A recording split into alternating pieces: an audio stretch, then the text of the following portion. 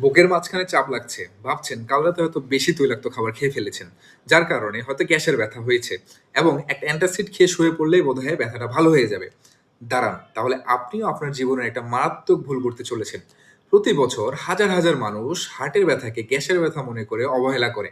আজকে আমরা এই ভিডিওতে সেটা নিয়ে আলোচনা করব। হার্ট অ্যাটাকের ব্যথা কেমন হয়? সাধারণত হার্ট অ্যাটাক বা এনজাইনার ব্যথা বুকের মাঝখানে অনুভূত হয়। এই ব্যথা সাধারণ কোনো ব্যথা নয়। এই ব্যথা হলে মনে হবে যে আপনার বুকের মাঝখানে ভারী কিছু চেপে বসে আছে। অনেক সময় একে হচ্ছে এলিফ্যান্ট সিটিং অন দ্য চেস্টও বলা হয়।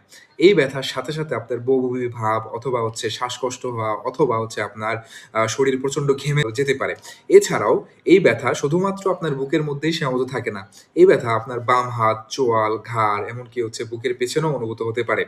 এছাড়াও এই ব্যথা হচ্ছে পরিশ্রমের সাথে সম্পর্কিত। অর্থাৎ পরিশ্রম করলে এই ব্যথা বেড়ে যায় এবং হচ্ছে বিশ্রামের সাথে, সাথে এই ব্যথা কমে যায়। এবার আসি এই গ্যাসের ব্যথায়, যাকে আমরা চিকিৎসা বিজ্ঞানের ভাষায় জার্ড অথবা ডিসপেপসিয়া বলি।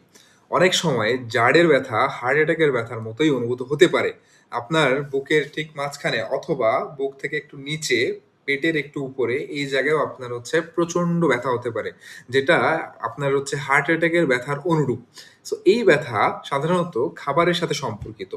তৈলাক্ত অথবা মশলাযুক্ত খাবার বেশি খেলে এই ব্যথাটা বাড়তে পারে। অথবা এই ব্যথা হচ্ছে আপনার খাবার পরপরই শুয়ে পড়লে বা সামনের দিকে ঝুঁকে কাজ করলেও বাড়তে পারে। এই ব্যথা সাধারণত আপনার বুক থেকে গলা পর্যন্ত জ্বালা পোড়ার অনুভূতি সৃষ্টি করে এবং এই ব্যথার সাথে আপনার হচ্ছে মুখে টক ঢেকুরও আসতে পারে। সাধারণত এই symptoms গুলো যদি আপনার থাকে তাহলে এই ব্যথা নিশ্চিত রূপে আপনি চিন্তা করতে পারেন যে জার্ডের ব্যথা। তবে চিকিৎসা বিজ্ঞানের ভাষায় প্রত্যেক চেস্ট পেইনই হচ্ছে আমরা চিন্তা করব এমআই অর্থাৎ heart attack until it's proven. সবচেয়ে বিপজ্জনক ব্যাপারটা হলো হার্ট অ্যাটাক সবার ক্ষেত্রে সমান হয় না। যেমন যারা ডায়াবেটিসের রোগী তাদের ক্ষেত্রে স্নায়ু আগে থেকে দুর্বল হওয়ার কারণে কোনো ব্যথা ছাড়াই হার্ট অ্যাটাক হতে পারে, যাকে আমরা চিকিৎসা বিজ্ঞানের ভাষায় সাইলেন্ট এমআইও বলি।